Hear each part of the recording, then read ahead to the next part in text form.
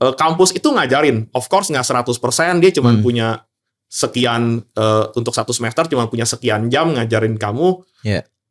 Dan dia mesti ngajarin dari sisi akademisnya juga, bukan cuma practical technicalnya doang. Ya jadi dapatnya segitu. Gitu. Kalau bootcamp judulnya kan bukan cuma diajarin, it's training gitu. Diajarin dan training juga. Makanya kita kasih latihan, hajar lagi gitu. Kalau saran saya, pilih programming language yang best untuk beginner. Jangan terlalu yang jadi sesat menurut saya di Indonesia adalah banyak sekali orang yang milih, saya nggak bilang programming language doang deh, teknologi deh, even framework. Banyak orang yang milih karena faktor ini, language yang lebih advance gitu ya, yang lebih advance. Banyak orang yang mikir yang namanya beginner tuh berarti language lebih gampang pasti. Yang advance tuh yang lebih susah. Banyak orang itu oversimplification, kenyataannya nggak begitu. Dari bahasa ya. Sebenarnya yang namanya beginner itu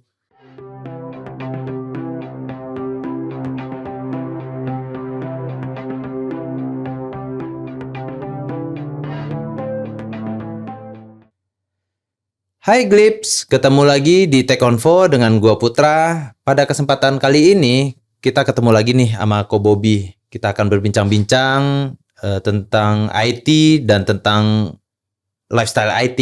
Ini mungkin ada yang udah tahu sama Ko Bobby atau mungkin ada yang belum kenal. Boleh kenalkan dulu. Saya Bobby, saya di sini kerja sebagai training manager ya. Jadi manajemen untuk training lebih khususnya untuk bootcamp ya. Jadi kebanyakan ngajar para kandidat fresh graduate gitu. Gue mau nanya nih kok, potensi fresh grad untuk IT di dunia kerja itu gimana sih kok? Nah, sebelum saya jawab nih tentang potensi fresh grad, mungkin saya lebih detail dulu ngejelasin apa itu fresh grad ya. Kebanyakan orang sih udah tahu ya, akan bilang apa itu fresh grad ya. Fresh grad artinya anak-anak yang baru lulus ya. Udah itu pengertian secara objektif gitulah ya, secara semua orang kenal gitu. Tapi biar saya jelasin dulu nih, sebenarnya di mata karir itu fresh grade itu lebih daripada itu ya. Kalau kita sering dengar developer itu ada levelnya. Orang-orang suka bilang kamu junior developer, junior programmer, mid, atau bahkan senior gitu. Kalau orang suka bilang senior juga jadi technical leader ya, atau orang bilang tech lead. Banyak yang ngerasa kalau fresh graduate itu junior ya, karena arti junior sendiri kan artinya pemula. Tapi sebenarnya fresh graduate itu sama junior beda. Nah, biar saya jelasin detail nih. Nanti jadi setelah saya jelasin saya bisa jawab pertanyaan Putra nih, sebenarnya potensinya apa. Ya. Junior sendiri, saya ceritain dari mulai junior dulu. Junior sendiri itu orang yang kurang lebih udah kerja, biasanya ya para rekruter itu lebih ngelihat dari sisi waktu. Kalau saya sendiri sih lebih sisi kemampuan dia. Karena bisa jadi ada orang yang baru kerja 1 tahun, tapi emang orangnya hebat ya. Jadi kemampuannya udah wah, saya juga udah bilang, wah ini rasanya udah bukan junior lagi nih gitu. Ada orang yang mungkin kerja udah 5 tahun, cuman mungkin di perusahaannya nggak banyak task, nggak ngapa-ngapain. Jadi ini 5 tahun juga rasa junior gitu bisa dibilang ya. Tapi kebanyakan rekruter itu nganggap junior kurang lebih pengalaman 1-2 tahun. Rata-rata juga, nggak semua sama ya. Saya nggak mewakili semua rekruter, juga ini pernyataannya lebih subjektif gitu. Tapi junior itu rata-rata di mata saya yang pengalaman 1-2 tahun ini sebenarnya masih banyak yang bisa dia pelajarin, tapi di dalam tim itu dia sudah pasti membantu gitu loh. Sudah pasti dia ada efek membantu. Kebanyakan kerjaannya bisa dibilang kasarnya masih banyak copy paste dari si middle sama si technical leader gitu. Tapi dia tahu apa yang dia copy, tapi dia nggak punya kemampuan decision. Maksudnya dia nggak bisa decide gitu ya, rancang aplikasinya harus gimana, strategi pembuatannya, analisnya gimana, dan dia juga nggak punya kemampuan research, mungkin mau pakai library atau tambahan teknologi apa, tapi dia membantu. Dia udah tahu, dia udah familiar, dan dia bisa ngikutin gitu. Kalau yang mid ini tentu saja dia udah bisa, biasanya ya dari waktu itu mungkin ya pasti lebih dari 2 tahun sih ya, mungkin sampai 5-6 ya, bisa beda-beda lah waktu pengalamannya. Tapi mid ini dia sebenarnya udah mulai bisa research, dia tahu benar gitu ya kondisi apa yang dia kerjakan, dia bisa ambil decision sendiri dan segala macam. Tapi mid ini tidak seperti technical leader ya, atau tidak seperti si senior. Senior ini pengalamannya banyak dia udah cobain banyak project, sudah tersandung, udah makan asam garam, udah banyak banget, sehingga biasanya jobnya dia itu lebih bikin arsitektur atau desain pattern. Jadi itu strategi besar yang nanti si mid sama junior ini ngikutin. Jadi dia akan lihat kalau project seperti ini strategi saya bikin arsitekturnya atau bikin desain patternnya seperti apa. Mungkin ngomongan saya ini banyak yang kayak nggak nangkep ya, karena dunia IT itu kan agak susah terlihat lah ya, agak susah terlihat ya. Jadi saya ibaratkan, andai kata tuh kalau ibaratnya project ini pembangunan sebuah bangunan gitu ya, rumah ya. Mungkin si junior ini cuman orang yang disuruh, ya udah kamu pasang-pasang bagian sini, nempel-nempel bagian situ. Iya. Kalau yang mid itu dia udah bisa ambil keputusan, oh kalau saya mau cat tembok ini, saya udah tahu nih beli paintnya di mana, bagusnya paint apa segala macem. Tapi tentang planning besarnya akan dibangun di mana, gimana caranya biar project ini keburu bikin bangunan 3 tingkat supaya nggak rubuh gitu. Terus harus panggil arsitek, harus panggil timnya siapa, segala macem, strateginya dan ngarahin kemana. Itu lebih ke arah teknikal si senior ini. Nah, saya ngomongnya jauh. Kenapa? Saya mau bilang kalau fresh graduate ini sebenarnya di bawah si junior. Karena fresh graduate ini menurut saya, dia tuh bahkan belum bisa membantu di tim. Kalau kita ngomongin fresh grade yang bener-bener literally artinya fresh grade di zaman saya ya. Di zaman dimana waktu itu belum ada bootcamp, belum ada apa-apa. Jadi anak fresh graduate ini nggak mungkin disuruh duduk langsung. Ya rata-rata sih, saya nggak mungkin nggak bilang semua fresh grade. Tapi hampir semua lah rata-rata disuruh duduk, langsung disuruh code, kerjain, ayo bantu tim tanpa diajarin atau apa. Itu kebanyakan mereka nggak bisa. Jadi fresh graduate itu bukan di level membantu, bahkan dia masih di level figuring out gitu, masih cari tahu. Kok ini bisa begini? Ini cara jalannya gimana? Saya kan nggak tahu. How you do it gitu loh. Iya, jadi bisa dibilang bahkan mungkin kalau Putra kan familiar ya sama dunia desain ya. Dia bahkan baru kenal Adobe Illustrator mungkin baru 4 hari gitu, baru tahu gitu. Mungkin dia baru tahu bikin new project gimana gitu, pakai toolsnya ini di mana, ngambil di mana. Mereka sebenarnya masih lumayan ngeblank. Nah, berarti kan kalau untuk di kampus sendiri pasti diajarin kan kok ngoding kan? Sebenarnya betul, di kampus itu diajarin. Cuman saya juga nggak bilang wah di kampus berarti nggak belajar apa-apa dong. Tapi di kampus ini ngajarnya secara akademis. Nanti saya akan bahas tuh yang maksud yang diajarin akademis apa. Tapi untuk menjawab pertanyaan Putra tadi, kalau kita ngomong di zaman saya dulu sebelum mungkin banyak bootcamp, potensinya fresh grade, kan ini tadi pertanyaan itu ya, potensi fresh grade untuk perusahaan tuh apa? Kalau boleh jujur kasarnya nggak ada. Cukup zero. Bahkan, let's say, menurut para mid dan bahkan junior gitu, apalagi seniornya, nilai minus buat perusahaan. Dia bukannya membantu saya kerja, saya harus bantu dia. Terkesan beban ya. Kesan beban. Dia babysitter saya. Tapi bos itu manajemen atau bos itu mikir, nah kan ini saya bantuin. Gitu kan. Tapi sebenarnya buat si senior ini jadi, wah kerjaan saya 2. Nambah. Iya, saya harus kerjaan yang role saya, tapi saya juga harus malah bantuin dia. Itu pun saya nggak punya banyak waktu ngajarin dia. Setelah dia kerja pun, malah ngacak-ngacak kerjaan yang dari junior sampai si senior ini. Sampai sejauh itu ya? Sejauh itu, iya sebenarnya. Jadi kalau dibilang zaman saya yang benar-benar literally fresh grade itu, sebenarnya nggak ada potensi gitu sama sekali. Ya potensi ada sih, tapi nggak membantu. Potensi itu kan artinya bisa membantu, tapi di masa depan kan itu potensial kan artinya kan. Jadi kalau Putra bilang tadi tanya, di kampus bukannya belajar coding gitu kan. Saya sendiri sempat sampai bincang-bincang dengan satu mantan dosen, ya saya nggak mau sebut namanya ya, sama kampusnya. Yang satu lagi bahkan profesor ya, udah bekas rektor malah. Saya pernah bincang-bincang jadi sekaligus sama dia meeting gitu. Dan saya paham gitu, saya kan juga pernah kuliah di kampus. Tantangannya itu cukup berbeda gitu sama pelatihan sama saya bootcamp. Saya di sini satu kelas, satu trainer gitu, intens. Ya dari jam 8.30 kita belajar sampai jam 5.30, sampai jam setengah 6. Dan saya cuma nanganin 30 anak yang itu terus. Gitu. Bahkan bisa lebih dikit gitu ya. Sedangkan kampus itu kan sebenarnya birokrasinya kita tahu sendiri ya. Birokrasinya banyak ya, dia harus ngikutin kurikulum, aturan, harus begini, harus begitu, kan dia institusi. Dan anak-anaknya banyak sekali gitu loh. Dan si kampus ini lebih ke arah lebih bukan training ya, lebih ngajarin akademis gitu. Kayak contoh doang mungkin kalau andai kata nih ada ilmu bela diri, terus ada kampusnya nih, ada universitasnya.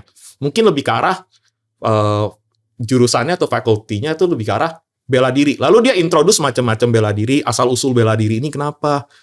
Kenapa awalnya manusia punya bela diri? Iya. Kenapa belajar bela diri? Oke, ini kurang lebih silat seperti ini. Lebih bahas story ya. Lebih bahas story atau sebenarnya penting gitu lah supaya orang tahu ya bukannya sembarang belajar terus nggak ilmunya dipakai sembarangan juga bukan gitu. Tapi apakah dia intens melatih misalnya satu siswanya misalnya belajar karate gitu atau silat sampai naik sampai sabuk hitam gitu. Enggak, mereka nggak akan lakukan itu. Ini silat berapa lama? Oke. Saya juga nggak punya seluruh waktu gitu. Tapi orang ini kenal namanya bela diri itu apa gitu. Lebih ke arah begitu. Jadi memang sebenarnya baik pendidikan akademis sama pelatihan sebenarnya dibutuhkan. Tapi untuk kerja sendiri akademis tuh saya yakin kebanyakan para trainer bootcamp bahkan di perusahaan-perusahaan lain juga bisa setuju sama saya. Sebenarnya langsung mendarat begitu aja tuh. Malah relate-nya ke dunia kerja beda lagi ya. Beda lagi ya sebenarnya. Jadi kalau kita tadi cerita bela diri seperti itu, bayangkan habis kuliah bela diri seperti itu langsung masukin turnamen. Waduh. Turut tanding. Ya itu berakhir langsung di KO langsung. Masa bawa sejarah doang ya kok ya. Oh ini saya tahu nih Introduction Fundamentals to silat. Tuh kungfu gitu loh. Baru masuk ya udah di armbar mungkin udah dihajar gitu. Nah, di Indonesia sendiri ya kok ya. Di Indonesia sendiri kan itu kampus banyak banget ya dengan jurusan IT yang tiap kampus itu ada. Ya, nah, berarti tiap tahun kita punya lulusan yang banyak banget dong. Banyak banget ya, it's true. Nah, gimana pandangan end user nih terhadap yang lulus banyak? Ya bisa disebut di atas 90% fresh grade dong. Karena mungkin ada yang menjalani sambil kampusnya paid partnership internship gitu. Internship, ada yang paid internship, ada yang lebih yang volunteer gitu. Tapi kan nggak semua. Nggak semua yang relate menjalani yang kayak gitu. Nah, gimana nih? Kan end user punya pandangan sendiri sama fresh grade ini. Gimana tuh, Kak? Buat end user pastinya tantangan banget. Apalagi end user yang misalnya sudah berpengalaman. Berpengalaman tuh dia udah lama banget nih punya departemen IT gitu ya.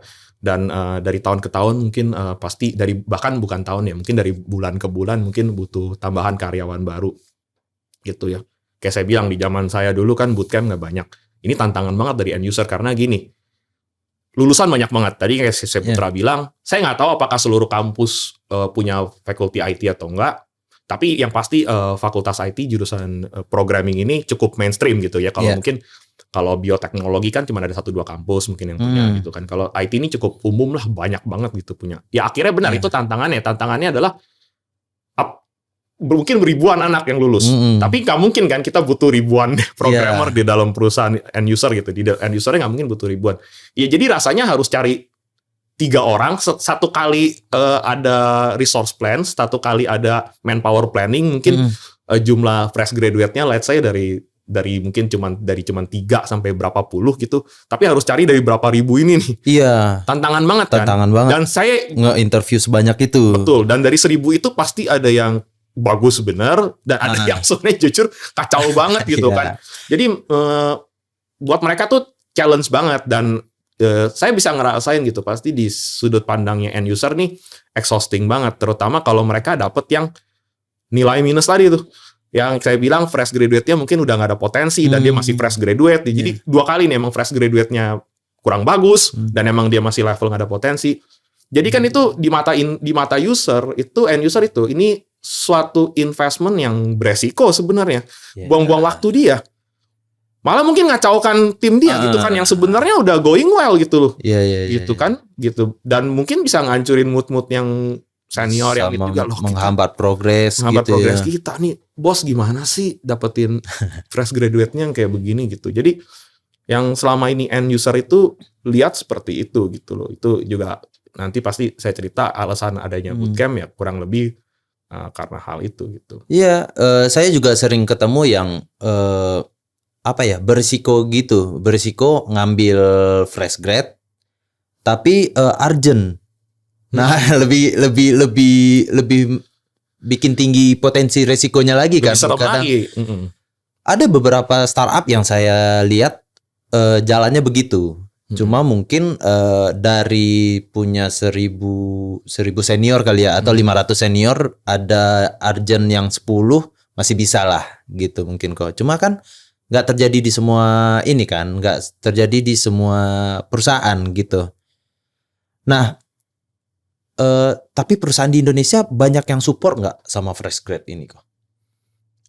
Kalau kita ngomong fresh grade yang tidak terlatih ya maksudnya nggak pernah ikut bootcamp langsung fresh grade nyemplung gitu ya. Ya. Kalau yang saya lihat sih semakin sedikit dan cenderung sedikit. Dulu lebih banyak, sekarang makin lama makin sedikit. Nah, itu alasan juga kan kenapa kelas-kelas bootcamp itu selalu penuh, baik kelas bootcamp kita maupun kelas bootcamp mungkin company lain. Ya karena si anak ini sebenarnya most of them sebenarnya nggak gitu mau ikut bootcamp. Ya. Mereka pengennya cepet-cepet kerja, cari nafkah, cari duit. Ya kan? Tapi kenapa mereka ujung-ujung duduk di kursi bootcamp? Semuanya minimum pengalaman 2 tahun, minimum pengalaman 3 tahun, minimum junior. Let's say bilang gitu, minimum junior. Mereka mau masuk pun, rekruternya sama senior itu nggak mau terima. Karena peristiwa yang saya bilang udah kapok begitu. Jadi, ya itu, ujung-ujungnya mereka tutup gerbangnya. Nah, ini sebenarnya juga bikin sakit hati dan bikin minder anak fresh grade sendiri. Saya mau kerja untuk dapatkan pengalaman. Tapi untuk dapetin pengalaman, saya harus ada pengalaman dulu. Iya. Solusinya gimana gitu kan? Mereka suka ke sana gitu. Dan ya memang kayak tadi Putra bilang lulusannya banyak ya. Menurut saya nggak apa ya, kebanyakan juga sih. Iya. Ya karena mungkin daya tariknya masih sampai sekarang masih ada banget kan kok. Untuk IT itu apalagi dunia makin digital ini ya. Mungkin potensi dan daya tariknya makin seksi aja gitu. Bisa jadi ya, tapi saya nggak akan bilang ribuan anak ini masuk IT benar-benar karena mereka semua tertarik apa yang mereka dengar. Sebagian cuman aimlessly, ya udahlah pilih fakultas apa aja yang saya pilih. Jadi kalau ditanya kenapa kamu masuk IT, terus dia akan lihat, dia akan tatap-tatapan dengan muka kita gitu, dia akan kenapa ya? Ketika udah lulus malah ada pertanyaan itu lagi ya. Lulus, ketika belajar, sampai setelah lulus. Reaksinya seperti itu. Gak pernah terjawab sama dia. Iya, mungkin gitu, ada beberapa yang kayak gitu. Tapi kan bootcamp itu tidak tersebar di seluruh Indonesia juga kok. Ya, kurang tersebar lah. Kurang tersebar. Menurut saya kurang tersebar. Nah, bantuan dari kampus mungkin tidak terlalu kelihatan kecuali mengarahkan untuk intern ya, untuk mengarahkan untuk intern. Ya. Jadi kalau anak-anak ini berarti harus cari informasi sendiri dong kok. Ya, saya nggak tahu ya bagaimana nanti evolusinya kampus gitu. Tapi sementara ini yang saya tahu sih ya mereka cukup cari info gitu. Dan mereka tuh dapetin bootcamp juga mostly dari sosial media, which is kan generasi sekarang dekat sama sosial media, atau dari teman-teman mereka gitu ya, dari websitenya atau dari teman-teman mereka yang nunjukin ini ada gitu loh, atau dari ya kenalan lah dari sosial networknya mereka gitu loh, antara sosial media atau sosial networknya mereka kenal gitu. Kampus sendiri sebenarnya intern kan programnya dia ya, programnya kampus ya, sedangkan kalau bootcamp sendiri ya artinya kalau kampus meng-advertising bootcamp, kampus itu kan pasti harus ada lebih kerjasama dulu terhadap perusahaan yang seperti Indocyber gitu, yang punya ininya. Karena kan mereka juga akan bingung, saya marketingin nama yang mana gitu, saya akan advertising nama yang mana. Tapi kalau kita ngomong secara list ngobrolan minum kopi gitu, saya rasa yang saya tahu sih ya 1-2 dosen gitu udah mulai ngobrol gitu ke siswanya, ngomong, lu cek deh, sekarang banyak loh program bootcamp. Cuman dia nggak sebut nama ya. You explore. Yang penting rajin explore. You explore, you coba cari, lihat ketetapannya, apa yang dipelajarin, segala macem. Ya choose yang sesuai dengan lu gitu. Berarti wadah ya. Iya. Nah, untuk wadah sendiri, ya kita mungkin bergerak di bidang itu juga kali ya kok ya. Cuma kan nggak semua lulusan itu juga menyadari ada wadah yang untuk mencari predikat junior itu. Nah, sebagus apa sih wadah yang tersedia di Indonesia sekarang kok? Gimana ya bagusnya ya? Iya, tapi kalau saya bingung ya kalau harus rate sebagus apa gitu ya. cukup cuma atau gimana gitu. Cuman kalau saya tipenya begini ya, saya seperti kayak gini, hal yang positif kalau ada 100 hal yang positif menurut saya masih terlalu sedikit. Kalau bisa 1000. Oke. Satu hal yang negatif itu terlalu banyak. Kalau bisa 0. Jadi saya akan bilang kalau sekarang wadahnya cukup baik atau enggak, saya bingung rate-nya. Tapi menurut saya harus ditingkatin lebih baik lagi. Karena banyak yang gini ya, kayak bootcamp atau wadah atau omongan ini ya. Kalau di Putra tadi nanya, benar, memang banyak yang nggak nyampe ke anak-anak gitu. Yang akhirnya dari ribuan lulusan IT ini, well ini udah pasti ya, banyak yang pengangguran, terus rubah haluan, aimless, Switch karir gitu. Ya kalau switch karir mereka sukses, saya masih nggak apa-apa. Kadang-kadang bukan switch karir juga ya, cuman wandering doang gitu, pengangguran. Itu yang lebih serem kan.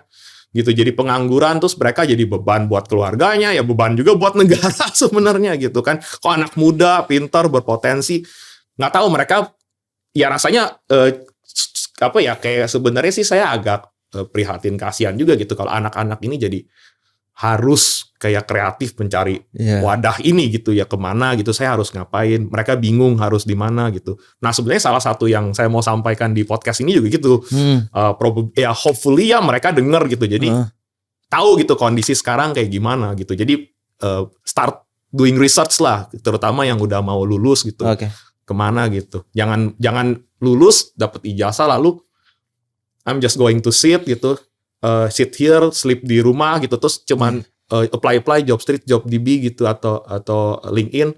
Lalu saat mereka banyak yang nggak terima, para end user ini nggak terima, mereka nggak mencoba analisa kenapa saya nggak diterima. Mereka cuma lama-lama coba. After a while putus asa, terus stop, udah jadi pengangguran. Iya, itu yang paling ngerinya begitu tuh. Ketakutan setelah wisuda malah nggak usahain sesuatu, malah clueless gitu, mau kemana dan mau jadi apa, malah kan ya sebagai yang nyoba kuliah juga kok gitu. Ketika udah lulus kan mungkin punya ego kerja di jurusannya masing-masing ya. Betul. Ya itu, cuma ada beberapa mata yang gue lihat juga clueless setelah wisuda, itu ketakutan banyak. Bukan orangnya aja sih, orang tuanya juga iya, banyak. ada takutnya juga gitu kan. Nah tapi kan seiring berjalannya waktu kok, dari gaya digital yang berkembang sekarang nih, dari gaya digital yang berkembang sekarang, itu kan developer itu punya banyak teknologi yang bakalan diterapin di dunia kerja kan. Iya banyak banget, nambah banyak lah iya. Ya mungkin guanya juga baru di dunia IT ini, di perusahaan IT ini juga baru dengar beberapa nama-nama teknologi yang dipakai developer gitu. Nah tips-tipsnya gimana tuh kok untuk milih teknologi untuk developer? Oke, sorry saya lanjut sedikit dari pertanyaan yang sebelumnya ya. Sorry tadi soal cari wadah, nanti abis ini saya jawab yang ini ya, soalnya nyambung dikit. Tapi kan memang rasanya kan kasihan nih anak mesti cari wadah ya. Tapi kan di dalam real life kerjaan apapun kita begitu kan. Kita harus inisiatif. Kita nggak bisa nunggu soal dikasih ke kita lalu kita jawab. Cepet bola. Nah, kenapa saya cerita soal ini? Salah satunya juga tantangan mereka. Selain kreatif, research mencari saya harus ke wadah mana, harus mulai dari mana. Salah satu tantangan mereka juga memilih kayak tadi teknologinya begitu banyak. Iya. Nah, banyak kan dari mereka tuh yang saya bilang kurang berhasil ini nih. Mereka juga nggak spend waktu untuk research. Kan kita kalau mau memilih pasti research, maksud saya pelajarin lah. Kita mau beli barang aja pelajarin spek produk, itu kan udah research kan. Riset. Mereka banyak yang kayak kata teman ini deh, banyak yang kayak begitu. Saran saya sebenarnya research, tapi di sini podcast juga saya hadir justru mau membantu riset itu sendiri nih. Ya jadi bukan cuma saya bilang, kamu inisiatif dong riset, mau bantu riset ini sendiri. Nah sebelum saya bantu kurang lebih para kandidat ini atau para fresh graduate ini harus milih yang mana, saya mau cerita gini dulu deh. Kebanyakan rasa takut mereka ketika memilih adalah salah pilih. Apa yang dimaksud dengan salah pilih? Saya milih ini, nggak tahu saya buang-buang waktu di situ. Ya kan, kita dalam hidup itu semua ketika kita harus memilih, rasa takut milih tuh paling takut kayak begitu. Ya. Ya kan? Saya pilih fakultas ini. Jangan-jangan saya buang-buang waktu di situ. Saya nggak dapat kerja di bagian situ. Jangankan itu, kita milih pacar aja takut gitu. Jangan-jangan ujung-ujungnya 2-3 tahun putus cuma jadi kenangan buruk, buang-buang waktu sama dia. Iya. Buang-buang duit, buang-buang waktu. Malah kepikiran rugi di awal. Jadi, programming language banyak, framework banyak, teknologi banyak, platform banyak. Ketika mereka milih tuh, mereka lihat pilihan banyak gitu, jadi pikir, jangan-jangan kalau gue ambil ini, udah nggak ngehits lagi tahun ini. Jangan-jangan kalau gue milih ini, nggak guna, nggak banyak vacancy-nya. Gitu. Jadi kebanyakan dari mereka tuh, yang bikin makin salah milih, adalah rasa takut milih. Gitu. Nah, ini yang saya mau kasih ketenangan dulu nih. Ketika kita belajar programming language pertama kali, let's say, biasanya para fresh grad suka belajar Python atau PHP dulu, PHP ya, atau Java, let's say ya. Saya juga kan ngajar Java. Kebanyakan begitu mereka mulai, let's say belajar Java, lalu mereka mulai patah semangat takutnya ini, wah ternyata Java nggak semudah itu ya. Wah susah nih. Rasanya makin parah nih kalau saya milih Java, terus saya salah pilih. Perjalanan saya belajar lama dan pusing-pusing pedih ini, itu semua masuk tong sampah. Itu pasti pikiran fresh grad. Atau banyak yang kebanyakan dengar mitos. Contohnya, bukan mitos ya, hoax, bukan mitos. Kebanyakan dengar hoax seperti, wah PHP setelah kamu belajar PHP berapa lama, ternyata rata-rata developer PHP gajinya kurang memuaskan. Wah, saya terjerumus ke sana. That's it. Saya salah pilih hidup. Rasanya kalau mau rubah haluan dari PHP ke misalnya ke C# atau misalnya mau rubah haluan ke Google Language, itu rasanya seperti bercerai sama istri. Buang waktu, banyak yang punya pikiran kayak gitu. Jadi mereka makin tegang, makin mau milihnya makin galau. Nggak kelar-kelar milihnya. Iya, persis kayak sama nyokap saya lagi belanja gitu, sama ibu saya belanja. Bolak-balik kasir bisa berkali-kali tuh. Ini milih yang mana gitu kan? Karena duit segini, saya nggak mungkin beli semuanya. Saya beli semuanya disimpan rusak gitu misalnya kan. Banyakan kayak gitu. Tapi kenyataannya sebenarnya tidak sehoror itu. Gitu. Contoh doang, saya mau ibaratkan nih, Java dan C#, dua programming language yang berbeda dan dipegang dua perusahaan yang berbeda. Java itu yang develop Oracle, dulu Sun Microsystem. Ya, dulu perusahaannya Sun Microsystem dijual dipegang Oracle. Ya, Oracle itu nama perusahaan. Banyak dari kalian pikir, Oracle kan database. Bukan, Oracle, perusahaan Oracle punya database namanya Oracle DB gitu. Ya, Java dipegang Oracle. Contohnya C# sendiri dipegang perusahaan yang kita semua udah kenal lah, Microsoft gitu. Kebanyakan dari mereka ketika mereka belajar Java, ternyata vacancy-nya dapat C# atau nggak dapat Java, ya mungkin tawarannya itu mereka, aduh perih nih, saya belajar lagi dulu C#. Mengingat dulu belajar Java setengah mati, saya ngulang lagi nih dari nol. Kenyataannya nggak. Ketika seseorang, let's say dengan kemampuan X nih, seseorang belajar Java membutuhkan waktu, let's say 3-4 minggu. Untuk fundamentalnya aja, saya nggak cerita sampai advance ya. Kalau advance pasti lebih lama lagi. Tetapi ketika mereka belajar C# setelah belajar Java, itu kurang dari seminggu mereka udah kuasain. Karena similarity, banyak mirip. Rubah haluan di dalam dunia IT, di selama programming ya, sebenarnya tuh tidak semenyakitkan itu. Karena sebenarnya C# sendiri dibangun tuh mirip-mirip Java. Gitu, itu yang saya mau bilang. Jadi ini saya ngasih tahu dulu, jangan terlalu takut milihnya. Gitu. Karena banyak rubah di bootcamp kita sendiri kan kita ngajarin dua-duanya nih. Beneran yang kalau udah bagus-bagus nilai di Java udah bisa, ya C# itu cuma jalan-jalan di taman bunga doang. Gitu. Tapi kalau saya switch nih, saya sengajarin dia C# dulu baru Javanya. Maka yang jalan-jalan di taman bunga Javanya. C# yang pelajaran lama karena mereka berat itu hari pertamanya, berat itu 2. Karena saya belajar sesuatu yang alien banget, asing banget. Yang kedua, sama kayak diet. Minggu pertama tuh yang paling berat. Minggu keduanya mengalir. Udah jadi kebiasaan ya. Kebiasaan. Otaknya tuh udah ready gitu. IQ manusia itu sebenarnya kayak otot gitu. Jadi kalau dia terus-menerus lakukan skill yang ini, itu akan better build untuk itu gitu. Gue dapat dikit summary-nya nih dari obrolan lu barusan.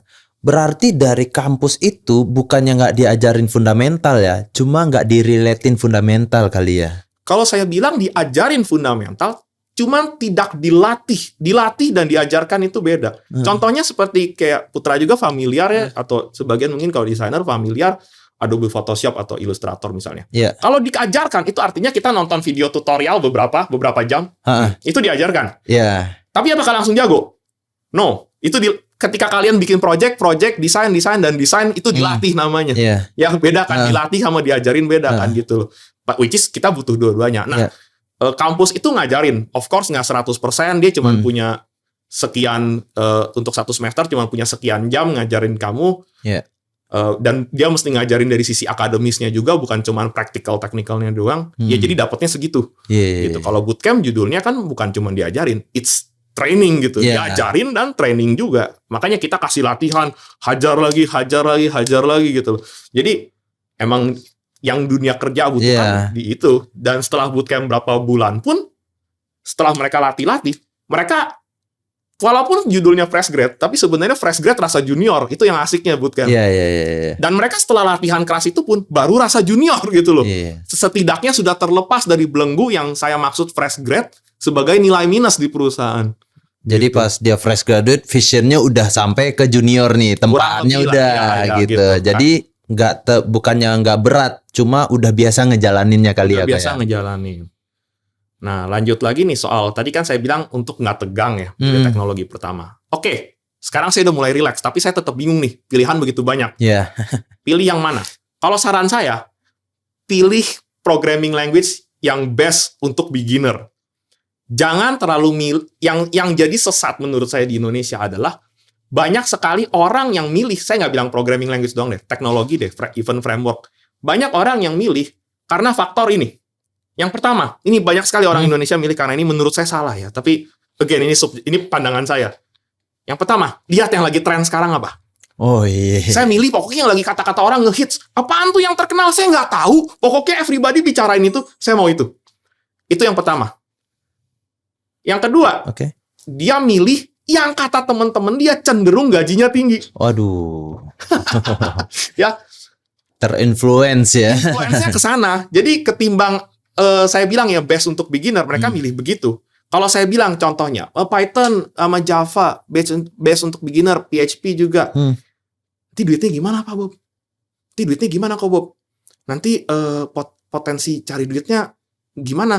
Atau enggak lagi ngehits nggak? Kayaknya ini nggak, emang masih dipakai sih sama beberapa banyak perusahaan terkenal bangetnya. Kalau saya bilang cari yang best untuk beginner. Kenapa best untuk beginner? Saya nggak akan merendahkan bahasa-bahasa yang sekarang lagi populer atau yang kebetulan statistically gajinya agak wah.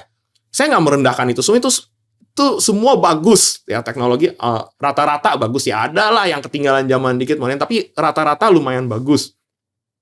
Kenapa saya yang bilang best untuk beginner dulu? Karena ketimbang dia mau ngambil language atau framework atau teknologi yang sebenarnya nggak bagus bukan cocok untuk belajar, untuk beginner belajar, mereka belajar dan ujung-ujungnya pertama bisa berakhir jadi nyerah. Zero, kosong. Belajar juga kagak gitu. Udah nggak dapat apa-apa. Atau mereka maksain. Saya nggak ngerti nih, kok bisa gini? Udah pokoknya jalanin aja deh. Waduh. Iya ngerti kan? Iya. Udah lebih ini ya. Ngikutin alur doang. Ngikutin alur doang. Jadi seperti bisa dibilang seperti seorang teknisi yang sebenarnya misalnya bisa dibilang kayak gini ya, seorang bengkel deh misalnya, mobil gitu ya. Gitu. Dia gak ngerti how it works gitu nih. Akinya di mana? Aki itu buat apa sebenarnya? Kenapa dia bisa bantu starter? Kenapa ada pelek? Cuman dia ikut-ikutin aja. Ngerti nggak? Karena dia pikir itu good segala macam, ya udah dia ikut-ikutin aja. Tapi dia nggak tahu nih apa yang nanti kalau saya lakukan bisa salah, bisa celaka, atau yang saya lakukan bisa oke. Jadi mereka belajar, tapi belajarnya let's say seperti belajar magic di dalam film Harry Potter, ngomong mantra gitu, abrakadabra atau Wingardium Leviosa. Tapi kok bisa terbang sapunya? I don't know. Pokoknya gitu aja, it makes happen gitu. Terus mereka seneng dengan yang mereka kuasain, tapi saya juga nggak tahu kenapa itu terjadi. Nah, yang jadi dua senario itu yang menurut saya jelek. Kecuali memang kalau anaknya pinter ya, walaupun ini teknologinya bukan beginner level dia kuasain. Tapi like how many, berapa banyak gitu yang bisa langsung kuasain. Jadi saran saya start dari beginner dulu. Saat memang mereka udah lumayan dengan teknologi beginner ini, lalu mereka mau lompat ke yang sekarang tren segala macam. Belajarnya tuh tidak akan sesusah pertama kali. gitu. Jadi Oke. ketika intinya gitu, Iya. cari yang beginner ya. Contoh doang nih yang menurut saya yang good untuk beginner tuh biasanya banyak diajarkan yang di kampus. Contohnya seperti Java, kita ngajarin Java. Python itu bagus ya. Python. Walaupun saya bootcamp nggak ngajarin Python, saya juga nggak mau terlalu self marketing juga gitu, self advertising ya. Python oke. Untuk pemahaman web, PHP itu bagus ya, saya rasa gitu. Dan contoh doang, kayak kampus juga ngajarin C++, juga not bad ya. Dan banyak orang merasa begini, ini satu lagi nih saya mau tambahkan, antara beginner dan language yang lebih advance gitu ya, yang lebih advance. Banyak orang yang mikir yang namanya beginner tuh berarti language-nya lebih gampang pasti. Yeah. Yang advance tuh yang lebih susah. Banyak orang itu oversimplification. Kenyataannya nggak begitu. Dari bahasa ya. Ya, sebenarnya yang namanya beginner itu, yang teknologinya bongkar abis, dia cerita everything inside. Oke. Jadi good untuk you learn gitu. Flow-nya kenapa terjadi begini, kenapa begitu. Dia bongkar semua. Manualnya dibongkar semua. Bisa dibilang kesannya gitu. Jadi semuanya reveal. Banyak teknologi sekarang yang canggih, memang praktis, cepat kerjanya. Tapi magic tadi, kayak, ini semuanya udah beres. Lu tinggal pakai. Kok ini bisa kejadian? Udah lu nggak usah tahu deh gitu. Nah itu yang menurut saya yang kurang. Nah contoh doang. Kalau Java itu contoh yang lebih lumayan gampang dan beginner. Tapi kayak C++ itu sebenarnya susah itu. Tapi good untuk juga untuk beginner gitu loh. Gitu. Contohnya kayak JavaScript itu. JavaScript dan Java beda ya. Banyak orang denger namanya sama nih. JavaScript dan Java tuh nggak ada hubungan sama sekali. Nama asli JavaScript tuh ECMAScript. Ya, ECMAScript itu bahasa yang enak di coding. Sebenarnya itu salah satu programming language favorit saya gitu. Scripting language favorit saya. Tapi itu nggak good untuk beginner. Karena nulisnya enak. Programmer lain baca tuh kayak, ini ngoding apa sih? Lebih kayak begitu. Itu contoh doang. Yang karena dia singkat-singkat. Jadi contoh doang kalau kita mau SMS orang nih. Ngoding singkat kan, ketik chatting singkat kan enak kan. Tapi yang baca tuh kayaknya ini advance banget nih. Ya semuanya disingkat. YG. Beda sudut pandang ya. Gitu, itu contohnya. Jadi kalau kita nulis yang panjang, mungkin kesannya, jadi ribet nih, banyak nih, lebih susah ngetiknya. Tapi language-nya jelas kan, semuanya di-reveal gitu. Ini ketahuan jelas gitu arahnya kemana. Itu menurut saya, saran saya start dari yang lumayan beginner. Kecuali memang kamu udah merasa pede banget, entah di kampus atau pelatihan lain, beginnernya ini, language beginnernya ini udah lumayan kenceng, udah lumayan oke. Nah, mau langsung lompat ke yang advance, kalau yakin ya boleh aja gitu. Tapi kalau memang mentok, ya saya sarankan ya jangan maksakan diri, mungkin yang basic dulu. Sama kedua ya sabar, belajar dulu database, belajar dulu programming language. Banyak anak-anak sekarang dengar, wah seniornya nih, kerja ini udah pakai framework ini udah pakai .NET Core Framework, pakai Spring Framework, Express.js, langsung buru-buru ke situ. Framework jangan pegang dulu, start dari programming language dulu. Mungkin kerasanya kamu belajar belum menghasilkan karya yang ganteng, tapi sabar dulu. Yang penting bisa dulu. Banyak anak yang sekarang gak sabar, mau cepet-cepet bikin yang keren, yang ganteng, cepet-cepet cari duit. Menurut saya itu saya nggak saja. Terlalu buru-buru ya kayak. Buru-buru banget. Nah, akhir-akhir ini, bukan akhir-akhir ini sih, mungkin beberapa yang fresh graduate yang kita tahu ya, mungkin bisa belajar dari YouTube. Nah, dari YouTube kan ada beberapa yang kita kenal seperti fanboy lah, hitungannya kok. Yang menginfluence bahasa-bahasa yang tren misalnya kan. Iya. Dia lebih menginfluence. Cuma dunia kerja kan tidak seperti itu mungkin gitu kan kok. Nah, gimana nyikapinnya kok? Menurut lu? Nah itu saya bilang hati-hati ya sama para fanboy ya. Sebenarnya saya kasih cerita dulu soal fanboy yang lebih basic sebelum belajar programming language ya. Contohnya paling banyak fanboy apa sih? Pemakaian handphone. Fanboynya iPhone sama fanboynya Android. Semuanya pasti defensif banget terhadap kalau produk dia tuh yang terbaik. Dia nggak akan, setiap orang yang baru mulai pegang handphone, mungkin ada anak kecil baru mulai pegang handphone, itu yang dewasanya akan influence, udah kamu pakai Android aja, udah kamu pakai iPhone aja. Everybody begitu ya. Dan fanboy itu juga kejadian di pemain bola gitu ya, kayak Messi sama Cristiano Ronaldo. Everybody fanboy narik kalau pilihan mereka adalah yang the best gitu. Jadi programming language ini dan teknologi ini juga terjadi banget ya. Banyakan programmer yang bahkan udah meet the senior akan bilang apa yang mereka kerjakan itu the best of the best. Sebenarnya semua, nah saya nih orang yang cukup anti fanboy. Maksudnya bukan anti fanboynya ya, tapi anti menjadi fanboy. Gitu ya. Nah, menurut saya sendiri semua itu pasti ada plus minus. Oh. Dan popularitasnya naik turun dari zaman ke zaman semuanya, ya gitu kan. Saya nggak bisa bilang kan kalau donat itu lebih baik daripada frozen yogurt gitu, daripada froyo. Ya kamu di zaman mana gitu kan, lihat popularitasnya kan, gitu kan, gitu. Nah, saya bilang menyikapinya gini ya, kalian research sesuatu yang memang gini, belajar dari para YouTuber ini oke. Kalau mereka bikin video tutorial, belajarnya ini oke. Tapi untuk influence, saya lebih ngelihat kalian carilah info-info yang memang neutral. Maksudnya contoh doang nih, misalnya mereka Google satu di mana si penulis websitenya ini ya, baca sebuah website, penulis websitenya ini memang gak ada interest terhadap merek tertentu. Let's say begini deh, kita kenapa sih kalau mau beli barang suka banget nonton YouTube reviewer? Karena reviewer itu bukan reviewernya Lenovo, bukan reviewernya HP gitu. Mereka memang netral. Kalau memang merek ini lagi bagus-bagus, ya mereka ngomong apa adanya. Karena kalau mereka bohong, terlalu meninggikan satu brand, itu juga pasti masyarakat nggak percaya. Dia nggak dapat viewer, nggak ada yang mau nonton. Wah, ini mah, ya kan? Ini mah subjektif katanya. Subjektif pasti. Nah, menurut saya cobalah lebih ke arah yang kayak tadi saya bilang tempat-tempat yang memang nggak ada self interest ke sana. Kalau para fanboy ini YouTuber sebenarnya ada self interest. Salah satu self interestnya ya rekrutmen. Datanglah ke perusahaan saya. Perusahaan saya pakai teknologi ini. Sebenarnya itu ada self interest atau ada self beliefs lah gitu. Atau mungkin, bisa dibilang buzzer juga dong. Atau gini deh. Bahasanya sekarang ya. Iya. Atau misalnya gini deh, kan sekarang zaman now nih udah canggih nih, ada chat GPT. Lu bisa ngobrol tuh sama AI-nya, tanya aja menurut dia gitu. Kayaknya dia lebih objektif deh. Dia pasti objektif gitu kan.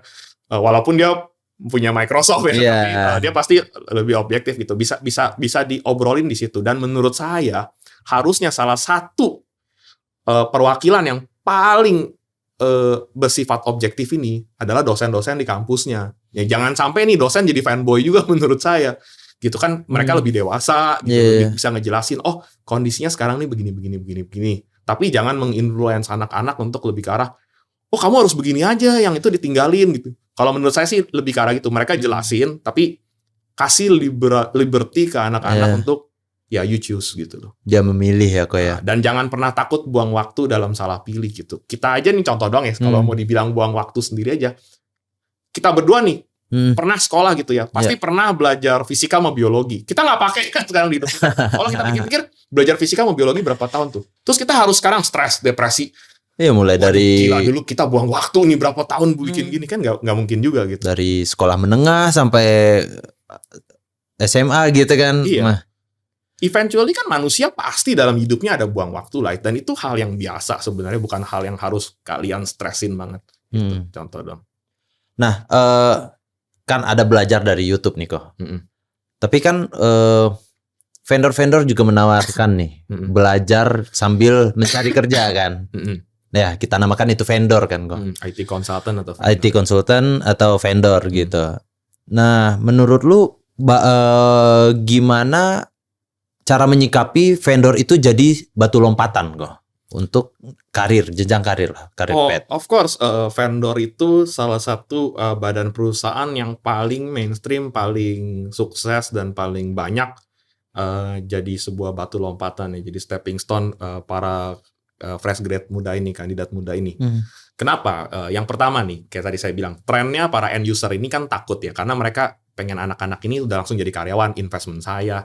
Saya nggak akan terlalu buang waktu ngeladenin fresh graduate, ngajarin dia gagal, beresiko minus gitu. Sedangkan banyak banget ya vendor atau IT consultant, contohnya seperti Indo Cyber ini, yang nggak masalah, saya didik kamu. Saya tahu kamu fresh grade, saya aware banget fresh grade itu sampai di mana, saya nggak shock. Gitu ya. Jadi saya akan bantu kamu. Itu bagian dari investment saya, investasi saya. Saya akan bantu kamu ke level junior. Saya bantu kamu lift up. Tapi kamu juga harus pastinya lift up sendiri juga gitu ya. Dan nantinya ya itu kamu bisa mulai karir kamu nantinya kemana ya terserah anaknya. Tapi itu jadi startnya supaya menghancurkan lingkaran iblis tadi. Saya mau punya pengalaman. Saya mau kerja untuk dapat pengalaman. Tapi untuk dapetin pengalaman, saya harus punya pengalaman dulu. Nah, jalan keluarnya biasanya vendor ini jadi starter kalau kita bilang mah beli barang starter pack-nya lah. Stepping stone. Iya. Stepping stone. Stepping stone-nya starter pack-nya lah. Karena ya itu tadi misalnya contohnya program-program bootcamp atau program pelatihan yang memang sudah disiapkan dari para perusahaan-perusahaan IT consultant ini. Dan ini sedikit hal yang bisa dibilang psikologi umumnya ya gitu ya. Para senior itu, terutama para senior mid atau senior yang levelnya tinggi, ini kejelekannya kita semua yang mid dan senior. Orang yang udah terlalu levelnya tinggi itu lupa kalau dulunya bodoh. Contohnya kita gini, nggak ada yang dari lahir bayi itu pinter. Kita lahir bayi pinter langsung bisa kerja gitu, nggak mungkin. Kita bahkan harus belajar jalan dulu gitu kan, harus belajar makan dulu. Tapi kalau kita ngingetin yang bahkan pelajaran kita yang paling fundamental belajar jalan, saya rasa nggak ada dari kita yang ingat dulu belajar jalan kayak gimana gitu. Semakin ke belakang semakin lupa. Contoh doang, mundur lebih maju sedikit. Kita semua bisa matematika dasar, bagi kali tambah kurang. Masih ingat dulu proses pertama kali belajar sampai bisa jago kali bagi tambah kurang? Nggak inget. Itu makanya banyak orang tua muda sekarang ketika ngajarin anaknya SD bahkan TK gitu ya, panas dia, marah kan karena kok lu gini aja nggak bisa? Kalau anak kecil gitu, lu nggak inget kalau lu dulu juga begitu. Nah ini terjadi juga sama para senior ini. Mereka dulu merasa, saya dulu fresh grade nggak begini amat gitu. Lebih nggak manjanya mungkin ya karena mereka kan nggak dapet tools ya, nggak dapet YouTube, nggak dapet ini, nggak dapet sarana. Beda generasi. Memang benar, lebih kuatnya sih benar generasi lama. Cuman mereka juga harusnya mikir, ini dulu kan sama kampus juga nolong sampai akademis. Nah biasanya di end user ini memang kumpulan orang-orangnya begini. Tapi kalau kayak saya nih, yang memang sudah bertahun-tahun banget ngelihat fresh grade. Ketika kamu datang ke sini nggak bawa apa-apa, nggak bawa ilmu apa-apa, saya nggak akan kaget. Saya biasa, jadi saya juga maklumin. Mungkin buat si fresh graduate juga feel-nya lebih enak ya. Bayangkan kalau dia baru masuk, terus reaksi orang-orang yang lebih senior, kamu nggak tahu ini gitu loh. Dijudging gitu ya. Mereka masuk, udahlah gue mundur aja gitu kan. Kalau mungkin saya mengajar juga agak keras ya, tapi sebenarnya di Insight saya tahu fresh grade seperti ini. Jadi kenapa which is di vendor juga penuh orang-orang seperti saya gitu yang sudah tahu, sudah maklum gitu.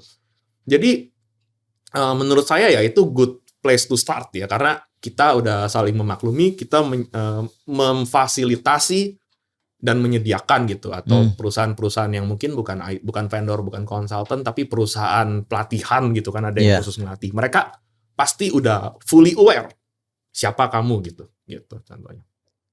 Oke. Wah.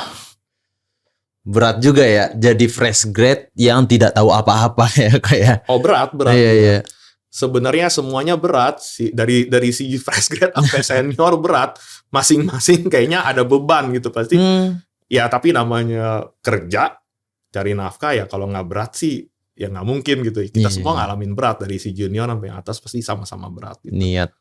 Ya bukan niat doang sih, keaktifan juga harus ya kali ya.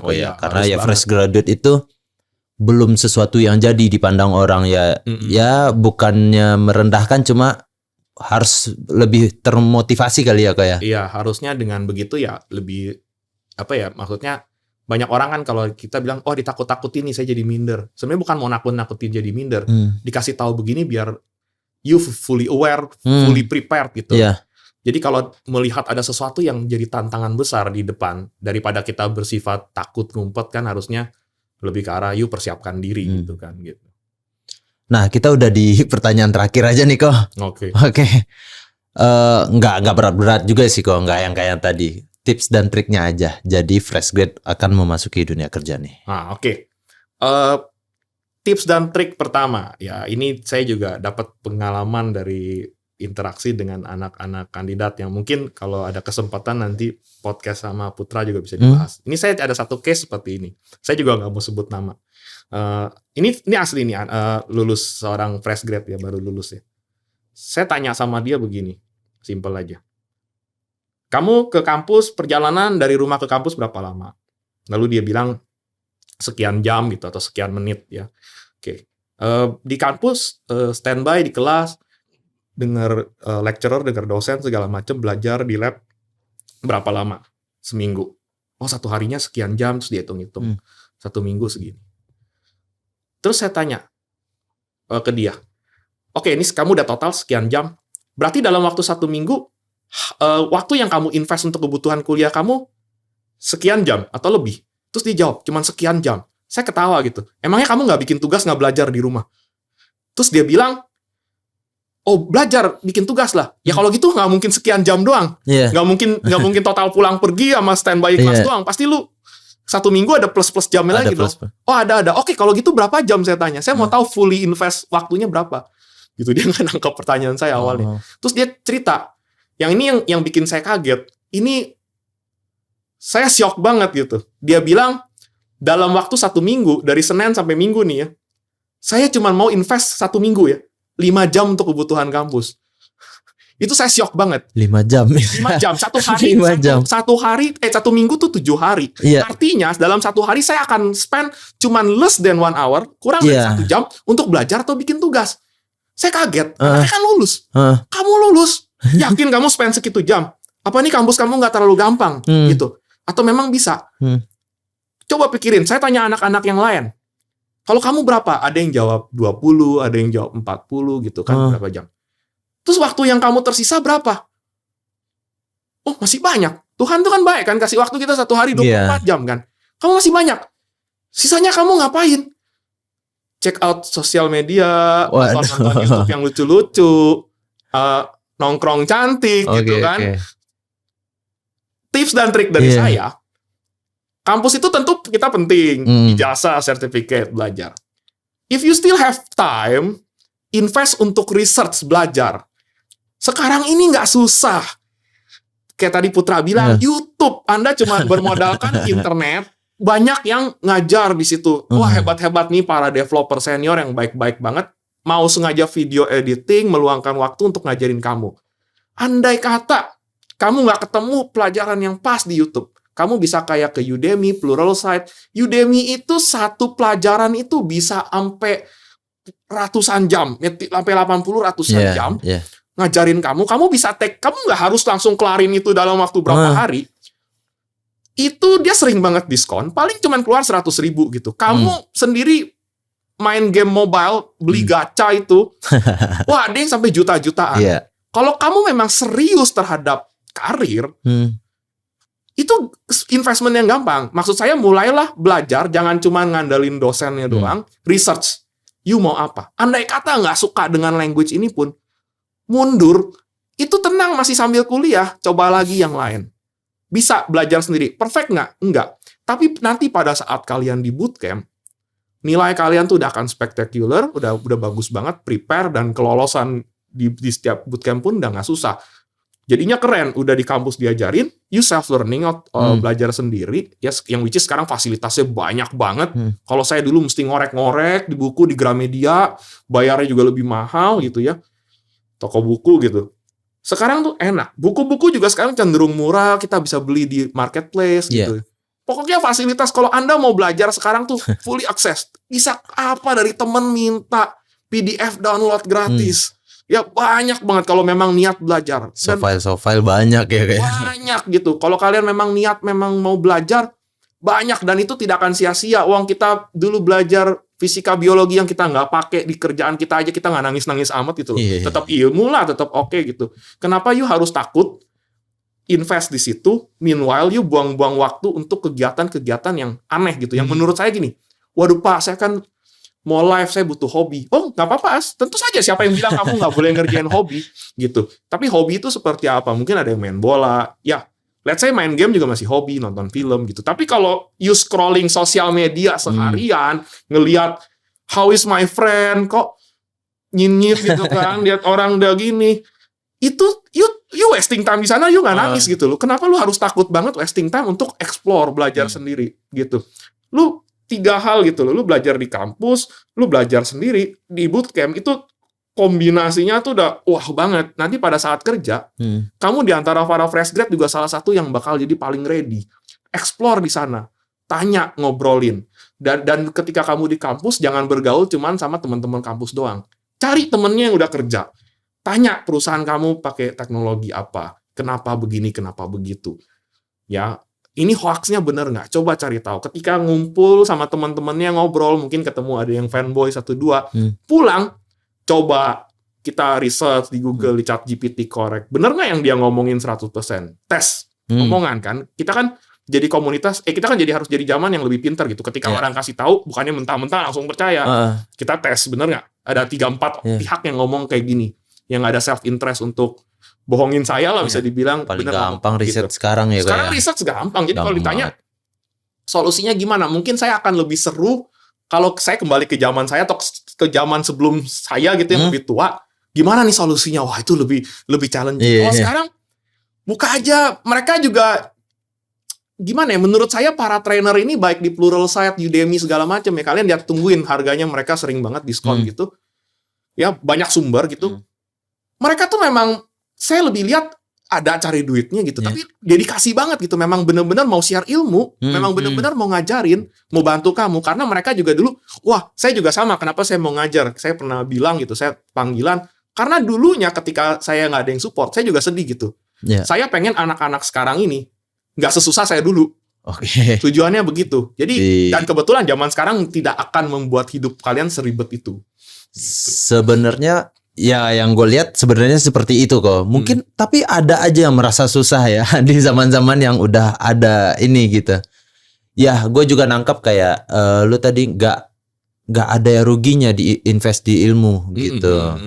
Mungkin dari cerita lu kok itu yang tipe-tipe orang yang masuk ke dunia kerja tiba-tiba kaget karena harus kerja berapa jam per hari gitu. Betul. Karena saya biasanya pelit invest waktu kan untuk kebutuhan yang memang penting. Saya maunya main-main, wasting time gitu kan. Nah, jadi ya kayak Putra bilang, jadi kaget. Kerja tuh segini ya? 5 jam per minggu. Itu pun gak cukup buat 1 hari kerja sebenarnya. Iya, gitu. Terus belum lagi mereka nanti kan mungkin lebih dewasa, mereka nanti nikah atau punya anak gitu kan. Wah, ini nih baru rasanya saya pengen doa gitu ya. Tuhan boleh nggak kasih waktu 1 hari 48 jam buat saya gitu, 50 jam gitu kan. Which is kan nggak mungkin. Impossible ya gitu. Buat saya kan waktu tuh hal yang berharga banget lah. Jadi selagi kamu memang punya tenaga dan waktu, manfaatin waktu itu. Dan jangan anggap belajar itu sesuatu hal yang perih, menyakitkan gitu.